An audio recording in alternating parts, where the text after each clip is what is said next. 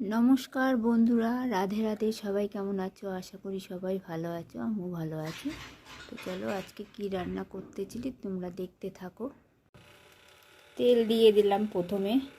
তেল গরম হয়ে গেছে, এবার চিংড়ি মাছগুলোকে দিয়ে দেবো।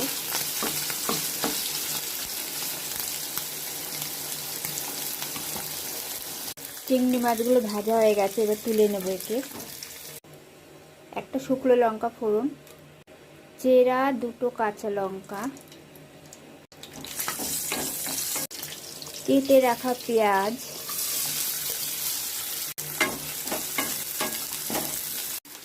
থেতো করা রসুন। এবার এটাকে ভালো করে ভাজবো। হালকা লাল লাল হয়ে গেলে বাকি মশলাগুলো দেবো। টমেটো কুচি, হলুদ, নুন। এবার এটাকে ভালো করে নেড়ে চেড়ে আমি এটাকে একটু ঢেকে দেবো।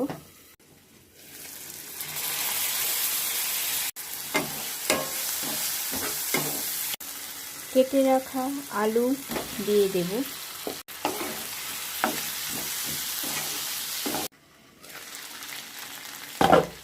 কেটে রাখা বেগুন,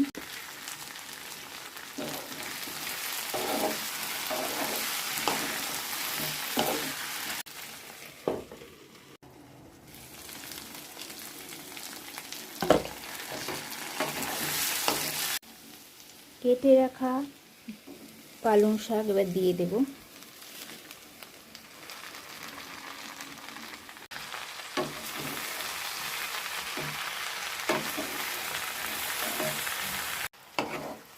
এবার ভালো করে নেড়ে চেড়ে গ্যাসটা কমিয়ে দিয়ে ঢেকে দেব।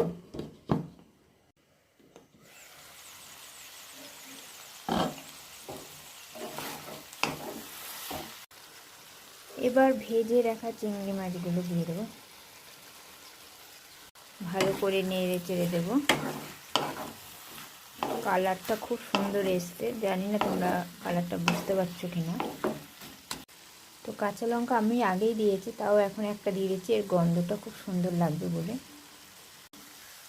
তো এটা যেহেতু শাক, তা কয়েক দানা আমি চিনি দিয়ে দিলাম। এখন এটাকে ভালো করে নেড়ে চেড়ে আমার পালং শাক দিয়ে চিংড়ি মাছ রেডি। তো বন্ধুরা, চিংড়ি মাছ দিয়ে পালং শাক আমার রেডি। আর তোমাদের যদি এই রেসিপিটা ভালো লেগে থাকে তাহলে অবশ্যই তোমরা লাইক শেয়ার করবে আর কমেন্টে জানাবে কেমন হয়েছে। আরও নতুন নতুন রেসিপি তোমরা দেখতে পাবে।